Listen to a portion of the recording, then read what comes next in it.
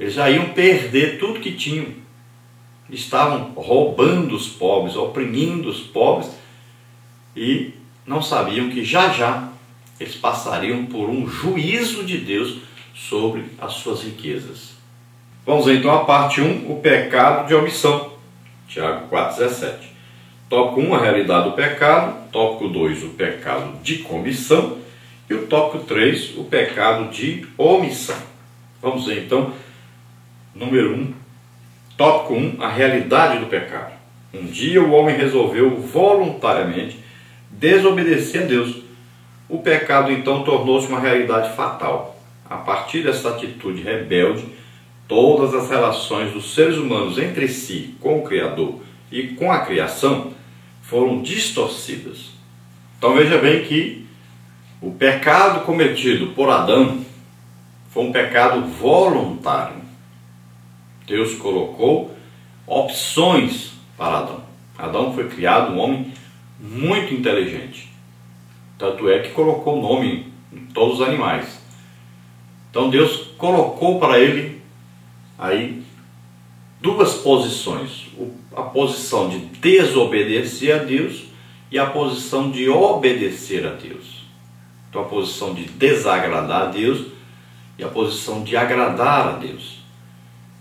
Então veja só que Eva, ela foi atraída por Satanás, que disse para ela olhar para o fruto, disse que o fruto era desejável e disse que ela comendo aquele fruto, ela se tornaria como Deus. Então Satanás tentou Eva, que não tinha uma ordem específica de Deus para não comer aquele fruto. E ela foi atraída então e foi tentada por Satanás. Adão vem e ela oferece a ele, mas a Bíblia não condena Eva, não diz que o pecado entrou no mundo através de Eva, porque ela não tinha uma ordem específica de Deus para não comer do fruto daquela árvore. Já Adão tinha uma ordem específica de Deus para não comer daquele fruto. Então, quando ele come, ele está escolhendo: eu vou desagradar a Deus, eu vou agradar a minha mulher. Então veja só, ele fez uma escolha: eu vou desobedecer uma ordem de Deus, porque eu prefiro agradar a mulher que Deus me deu. Eu prefiro experimentar o que Deus disse para mim não experimentar. Então ele cometeu um pecado deliberadamente. Ele aceitou desagradar a Deus. Ele fez a escolha. Então o pecado entrou no mundo a partir daí. A semente maligna do pecado, da desobediência. Satanás já tinha desobedecido a Deus, já tinha sido expulso do céu com a terça parte dos anjos. Ele era rebelde, sabia o que era rebeldia, desobediência. E ele então, ele quer tomar do homem a imagem e semelhança de Deus. E ele então entra nesse homem através do pecado. Ele agora tem uma porta aberta para tentar tomar agora a imagem e semelhança do homem que está no homem. Então, o primeiro homem, Adão, carrega a partir daí uma semente, que é a semente do pecado, que vai produzir nele como se fosse uma árvore, que vai produzir frutos que são os pecados. Então veja que Deus condenou aí a raiz da árvore, que é exatamente o pecado de Adão. Mas de Adão nasceria uma árvore, que são todos os seres humanos, com as suas folhas, seus galhos. Deus condenou a raiz da árvore, que é Adão. Condenou o pecado que ele cometeu. E todo o que nascesse depois viria da mesma raiz. Então todos nasceriam com essa condenação sobre eles. Mas eles tiveram a opção. Eles tiveram a opção de escolher entre o bem e o mal. Tiveram a opção de obedecer ou desobedecer a Deus. Todos nasceram com a semente vinda de Adão, mas tiveram a oportunidade de vencer esse mal, mas escolheram transgredir, assim como seu pai Adão. Então veja bem que a raiz aí é o pecado de Adão. Nós temos aí a árvore em si, que é formada por todas as nações, por todas as pessoas, por todos os povos. E temos aí o fruto, que é o pecado de cada um. Então, uma árvore aí que foi condenada por Deus, o juízo de Deus sobre Adão e todos os seus imitadores, todos aqueles que pecam à semelhança de Adão, que atendem a essa semente maligna que nasceu em Adão e produziu. Então, toda essa árvore, todas essas pessoas que pecaram à semelhança de Adão, obedecendo a esse instinto de fazer o que desagrada a Deus. É como se cada um tivesse dentro de si uma pequena árvore que nasceu da semente do pecado de Adão, que já nasceu com o ser humano. Quando ele nasce, ele já está com essa semente. Então, a Bíblia diz, em pecado me concebeu minha mãe. Por quê? Porque essa semente já veio de Adão, foi passando de pai para filho. É como uma doença, por exemplo, do coração. Você chega e vai consultar e o médico pergunta, alguém da sua família tem problema de coração? Então ele sabe que você herdou de um parente, de um pai, um avô, um bisavô, tataravô, alguém. Então você herdou, né? Passou de pai para filho. Assim também o pecado. Quando nós nascemos aqui na terra, a semente já está dentro de nós. Agora, a partir do momento que nós adquirimos consciência de saber o que é certo, o que é errado, o que é bom, o que é ruim, o que agrada a Deus, o que desagrada a Deus, porque o Espírito foi dado a nós por Deus, o sopro de Deus está em nós, a vida está em nós, veio de Deus, e nós sabemos o que é certo e o que é errado. Então, quando nós escolhemos o que é errado, então nós estamos atendendo a essa semente, que já nasce então agora uma árvore dentro de nós. E essa árvore então vai produzir frutos, vai produzir pecados, que é o resultado desse pecado que estava em nós vindo de Adão. Então a Bíblia diz, todos pecaram, destituídos estavam da glória de Deus. Todos. Não tem ninguém na terra que nasceu filho de um homem e de uma mulher que não tenha a semente vinda de Adão.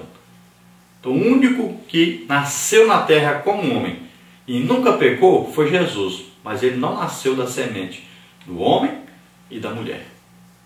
Ele nasceu da semente santa.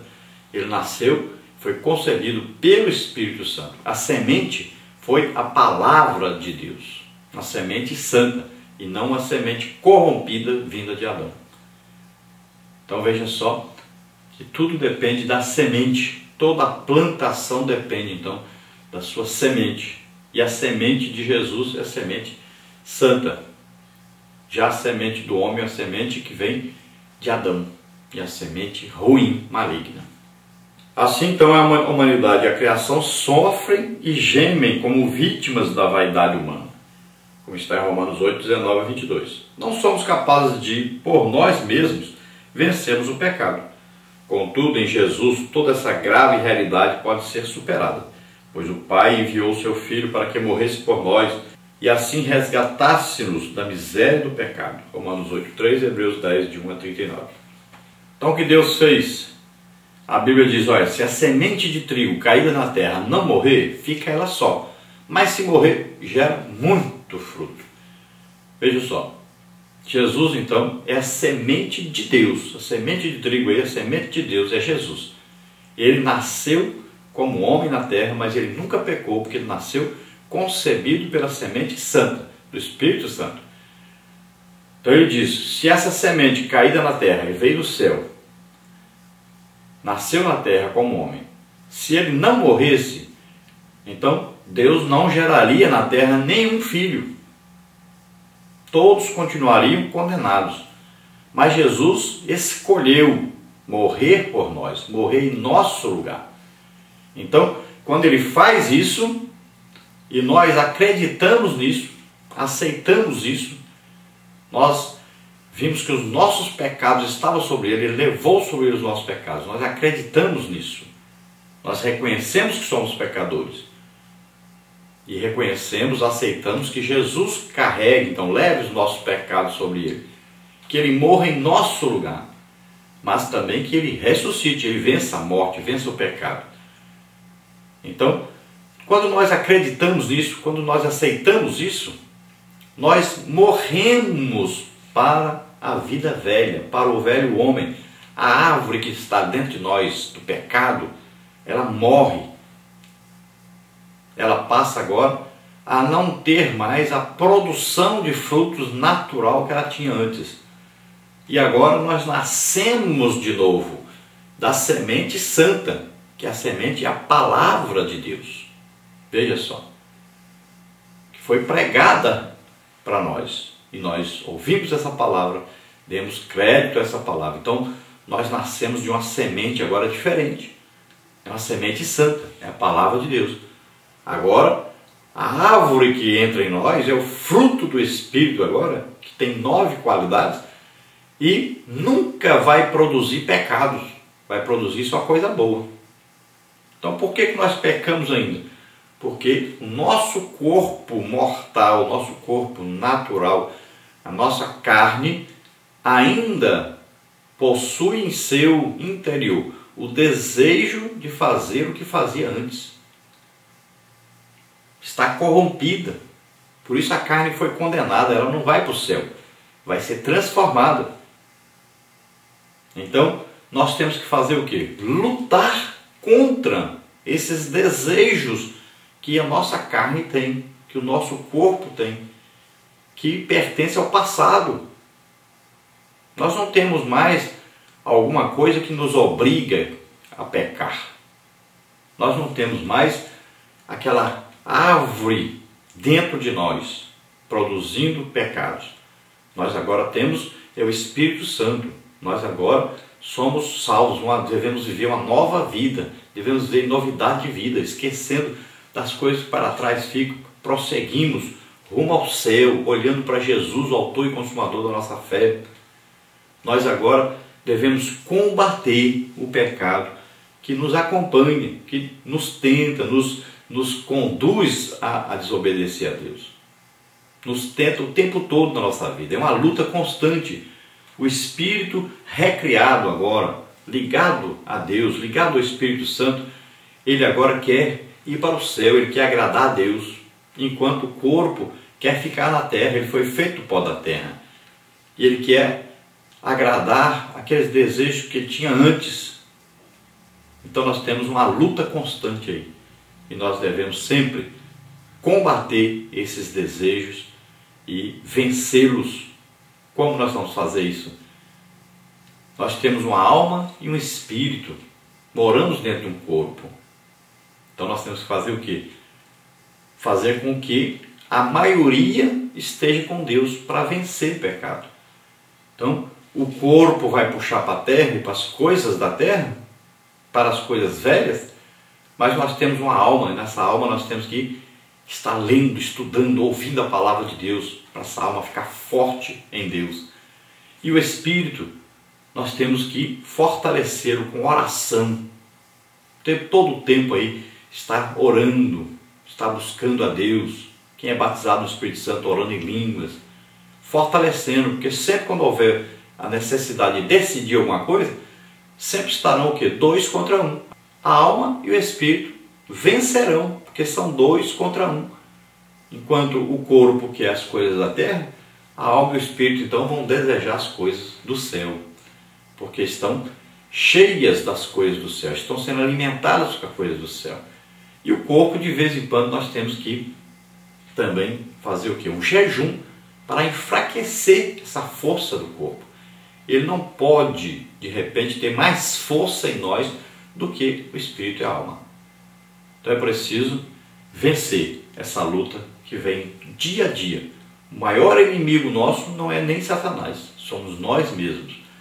É esse desejo de satisfazer o nosso corpo,